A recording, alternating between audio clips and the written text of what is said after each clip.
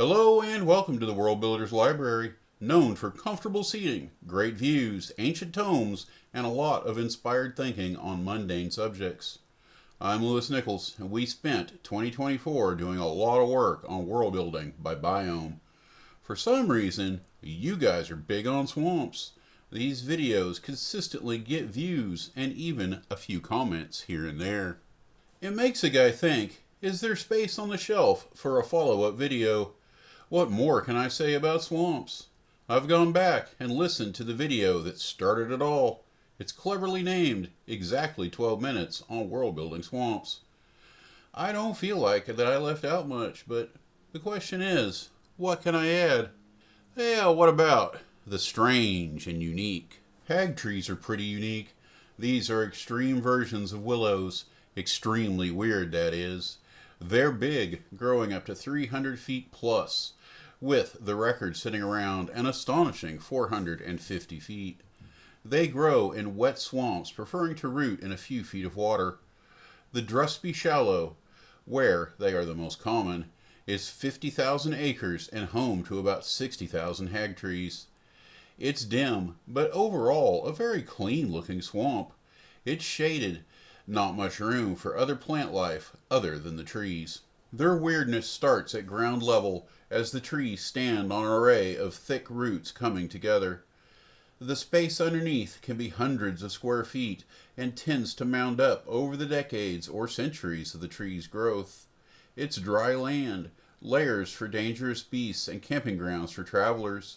In older trees, this space can have roof lines 20 feet over water level. The mounds will raise just a few feet above that mark, leaving plenty of room to walk around. Or for a hag to build a nice cottage, which is where the trees get their name. Thick trunks climb skyward hundreds of feet, with only the occasional minor limbs branching out. It's not until the upper 20% of the tree, until thin branches, if you can call them that, explode into abundance. These vine-like appendages propagate into the hundreds and the thousands, some snaking away to distances and lengths of 100 feet or more. They appear as anemones climbing into the sky. These wreathing tentacle-like limbs trace the natural weave of magic, setting off cantrip-level sparks of cold, fire, even necrotic, radiant, and force damage. I wouldn't say that it's a storm of magic exactly, but anyone in the limbs will take 2d10 of a random magic type about once a minute. Certain circumstances, like PCs being PCs, can increase both the damage and the frequency. That's some pretty cool plant life. What about a monster? Sticking with the same swamp, the Drusby Catoblepus is a somewhat common threat in the swamp that shares its name. They are unintelligent, usually acting something like rhinos. Dangerous, but not particularly malevolent. Except for the deadly eye beams. Yeah, that's dangerous. But, alright, what do I mean by that? They move around in small family units. They do tend to favor fight over flight. The Drusby variety can hold its breath for long periods of time due to adaptations to their habitat. They now favor grazing underwater vegetation in the swamp. The Drusby cat is a swimmer with a speed equal to its movement of 30 feet. It's going to be evident to anyone with a nature skill that they're in this swamp. There are many areas throughout, places where they like to rest. They are highly corrupted by their stench. The water is permanently soured, and a putrid fog hangs over the water. Some real-world folklore connects the moon to the beast, saying that during certain lunar cycles, the Catoblepus becomes bloodthirsty. For Pelakar, my game world, I'm going to tie that with the recent appearance of the dark moon. When the moon becomes full, the black disk against a black sky surrounded by a wreath of lightning. The big cats come up from the deepest layers of the swamp. Often they are accompanied by more normal versions. These CR9 giants will raid villages. They go out of their way to hunt, kill, and consume sentient beings. I would further tie these beasts to their world by stressing their importance in alchemy. I would value a complete carcass at 250 gold pieces, easily sellable to any alchemist shop, or for 175 to any merchant who does business with these swamps. One last thought. I see the Drusby Catabolepus as very comfortable standing on flooded ground, hippo style. There, their head stretches up, exposing only their nose and their tusks. Now, this does make them a little vulnerable, but it's also a visual cue to stay away for most creatures.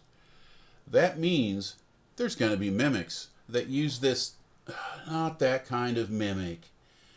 What I was going to say is there are plants, let's call them tusk roots. Well, they look just like the snout and horns, signaling creatures that might want to eat them just to stay away. What sentience calls this place theirs? Does an evil power lie in wait here, gathering resources, biding its time until the surrounding region is ripe for conquest? Maybe it's just bullywugs, perfectly content to rule the soaked land beneath the hag trees. Let's go with Yuan-ti. They're central to a campaign I'm running, so might as well keep them fresh on my mind. There are near 1,000 brood guards in the swamp. Once again, I'm going with Monsters of the Multi-Universe as a reference. For the most part, they hang out around their temple mound of centuries ago. It was the lair of an old black dragon and his pack of draconians. They built up the land and founded the dragon's lair and a village for themselves. After the dragon was killed, the settlement emptied out and eventually became the home of snake folk. The brood guards are ruled over by a class of anathema. Overall, they're pretty passive for Yuan-ti. Now, they will challenge adventurers and demand tribute, but it's all pretty low-key. They are prepared to fight for their rights, however, but are quite likely to capture rather than kill. Later, they will trade their prisoners for ransom. Local governments will expect to be paid back, so interlopers are just usually better off forking over the initial toll. If things escalate, the Yuan-ti have options. They know their swamps and can drive groups of Catabolepus into adventurers' camps. They also have ties to young black dragons, the children of the original black dragon. If they have the time to do this, they will draw them in. In case of a major conflict, the Yuan-ti will suffer an internal uprising. Then they will call upon regional tribes for help and become more aggressive in general. It's quite likely a party might lose favor if they are thought to be the cause of this diplomatic kerfuffle. Let's move away from the Drusby and ask, what kind of major resources might be in a swamp? Something that would make it a regional economic interest. Peat, pitch, and tar are something to think about. You might not be able to do large-scale agriculture in a swamp, but you can harvest enough peat to help out that agriculture somewhere else. Wet equals life. Lots of plants, lots of stuff to decay. Of course, that life is edible, so it could also be a food source, but not one that's going to support much. Small villages can do well in the biome, but not much more. Exceptions may apply. Let's think about a high magic world. Why not drain the swamps entirely? With control over elementals and even wish magic, it shouldn't be that hard. The neighbors of the Corky Swamp thought about it, but the local Artificers Guild had a better idea. Now it's the Corky Corporate Bog. You can take a tour on the elevated road that now navigates the area. It starts out with a small zoo. A Catabolepus named Silky Stinker has the first enclosure. There's also an 80-foot anaconda named Pete, and more than a few dinosaurs. Around noon, a pair of green dragons perform a flyover. It's all very entertaining. The real work of the swamp, however, is gas production. It used to be steady work for adventurers. They would go out, collect gas, aeroluvium, decrosol, and arcanapalm. Then they would sell it off for a nice profit. Over time, they killed just about every threat around, so development moved in. Now the gases are piped out of the swamp directly to the refining centers. Aeroalluvium is the primary lifting agent for airships. Decrosol is a pretty good cleaner, but also used for breaking down the former living, a good way to prevent undead animations. Finally, Arcanopalm is a weapon of war, a fluid that explodes in a fiery blast when sufficiently stimulated. Corky Corporate is a living factory, providing gases and many other valuable resources. It's dark, dank, and expertly managed to stay that way. It's more cyberpunk than classic fantasy, but high-end magic and high-end tech tend to overlap anyway. Last on the list is wacky weather. Swamps are all wet, but that's usually the terrain that causes it. They are lowlands, places where rivers spread out or rainwater gathers before finding a place to drain into a proper river. What happens when you have a temperate swath of fairly flat topography, say a mix of forest and plains, and then it starts to rain and just never stops? On Pelicar, zones of perpetual rain can occur.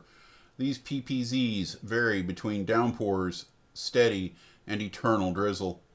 Nothing is truly forever, but these zones can last for years, decades, or even centuries. When a new zone forms, civilization is sure to exit.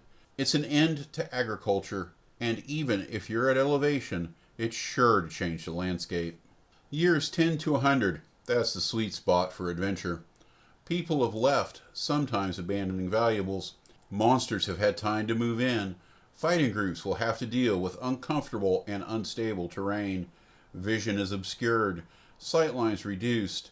This is a great base for Slod, or could be the home of Hydras. Cave systems will be flooded, adding an even greater opportunity for bad circumstances. Woohoo! Let's hear it for bad circumstances. That's it, folks. My goal was to add a solid supplement to work that we've already done on a popular world-building biome. Let me know if I've succeeded. Have I inspired just one good idea? If so, consider subscribing. If not, I'll get you the next time. Thank you all for stopping by the library today. I enjoyed our time together. You are all important people. We're better off with you in this world, and I am glad that you exist. Until next time, I hope you all have a great rest of the day. Cheers.